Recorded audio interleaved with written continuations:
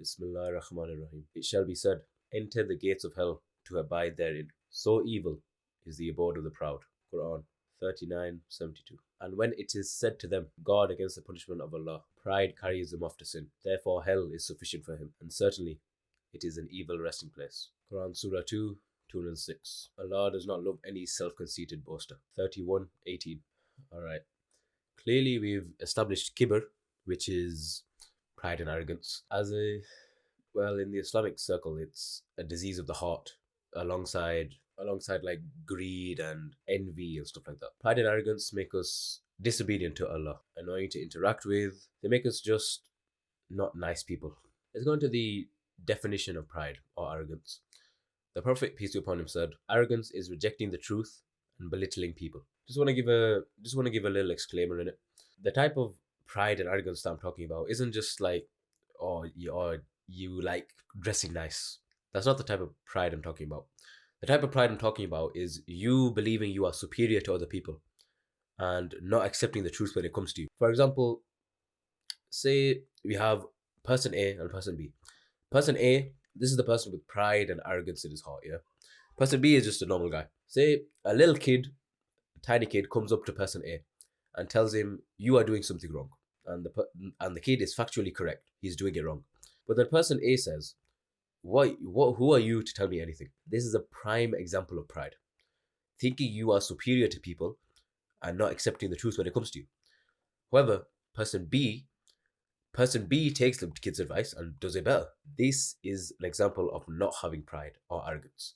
This is thinking yourself not superior to anyone and accepting truth when it comes to you. We should all strive to be like person B. I'm also not talking about pride as in being proud to be a Muslim and stuff like that. Obviously, you should be proud to be a Muslim. The type of pride I'm talking about is having a sense of superiority to people. Really quickly, before I carry on with the rest of the video, I actually want to talk a bit about Shaitan. If you don't know the story of Shaitan or Iblis, he was asked to prostrate to Adam, and he didn't because he thought he was superior. This is obviously an example of kibr or pride or arrogance. It's probably the first instance we actually hear of the sin of pride or arrogance in the Quran. Not in terms of like order inside of the Quran, but in terms of like actual time. And obviously we don't want to be like Shaitan, the enemy of all mankind and of all Muslims. The type of pride he had was that of being superior to others, obviously being superior to Adam, because he thought he was made out of a superior thing. Obviously he exalted himself to a position that he was not in. He was boastful, he was shortish, and he was self-absorbed. These are all characteristics of the devil. And obviously we don't want these characteristics. Okay, I've talked about pride and arrogance in terms of the Quran and Sunnah already. Let's talk about it in terms of self-development. If I can stop touching this desk. Look at this, bro. I have a kind of old video on my channel. It's titled Pride, I think. And it was made in a period of my life where I wasn't really practicing. I've only recently started practicing. Maybe like half a year ago, maybe more than half a year. Something like that. Not really my entire life. And obviously I'm grateful to be guided. So what that video was actually about was I was in a time of my life where I was really, really into self-improvement. But the thing is, I didn't have the barakah of Allah in it, of his course, because I wasn't practicing properly. I was praying, but I wouldn't really be mindful in my prayers. I wasn't trying to actively gain knowledge. Not anything like that. What I started noticing as soon as I started getting some progress in self-improvement, it wasn't instant because it wouldn't happen at the start because I was kind of still on my weight loss journey. I wasn't really there yet. I don't think I am still there yet. But the point is, I wasn't really in a position to be proud of myself or have pride to that level. But as soon as I reached that level, I started looking down on people. I started just getting these negative thoughts just about people randomly. I would just walk in the gym and think, I would just walk around college and think, oh bro, I'm better than that guy. I bet he does degenerate activities all day. Like if you're on self-improvement, then you expect to be happy, don't you? But apparently you're just angry all the time if you fall into the trap of pride and arrogance, that is. And it gets really, really annoying after a while. The main thought that you get is just, I'm better, which is obviously the kind of epitome or literally focal point of pride. It's thinking that you're better than people. As soon as you start seeing a little muscle, your biceps grow a bit, You're getting a bit more consistent. You've stopped some bad habits, whatever. Then you start feeling this kind of enmity towards people. And then you stop listening to the people who taught you about self-improvement and thinking you're better than them, which is the problem which I want to get into. You get into this state where you're so blindsided by your own arrogance that you believe there's no more improvement to be made. There's no more road to go down. It's stopped. I'm the best I can be now, and there's no point learning anything else. This is the worst part of pride. What kind of links into this is the kind of self-concept explanation that I'm going to explain right now. So say your actual level is here, right? In terms of self-improvement or whatever. Your actual level is here. But because of your pride and arrogance and your blindsidedness, you actually think you're here. So what happens is this space right here, you can never go up. You can never get to this place. You can never take your actual progress and bring it up here. Because you think you've already made this progress right here. You think you've already made it. So what happens is you get stuck right here.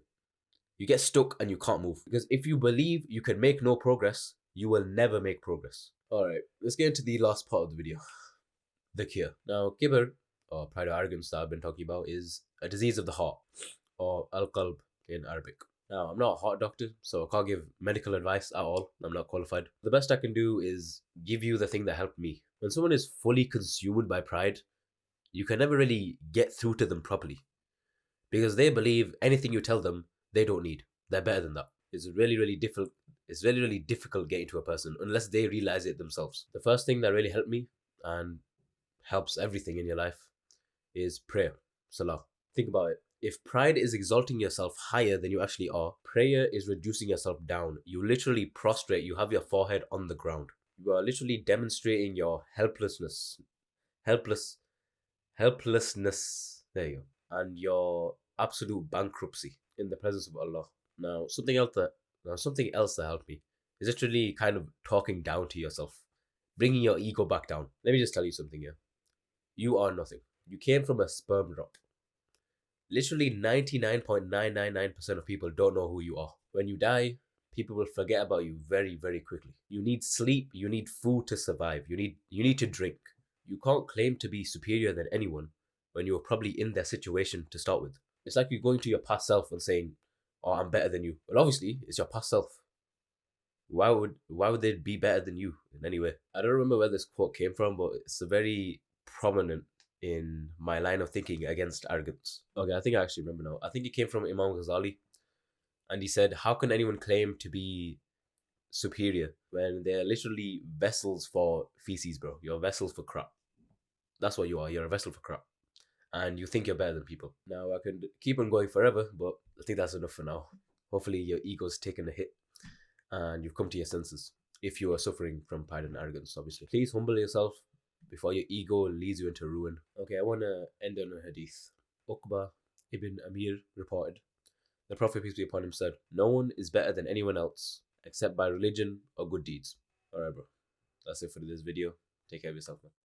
فلما نسوا ما ذكروا به فتحنا عليهم أبواب كل شيء حتى إذا فرحوا بما أوتوا أخذناهم بغتة فإذا هم مبلسون فقطع دابر القوم الذين ظلموا والحمد لله رب العالمين. قل أرأيتم إن أخذ الله سمعكم وأبصاركم وختم على قلوبكم من إله غير الله يأتيكم به انظر كيف نصرف الآيات ثم هم يصدفون. قل أرأيتكم إن أتاكم عذاب الله بغتة أو جهرة هل يهلك إلا القوم الظالمون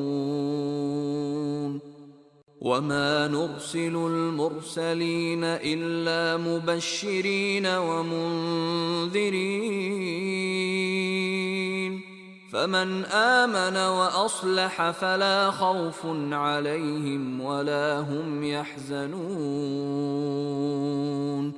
والذين كذبوا بآياتنا يمسهم العذاب بما كانوا يفسقون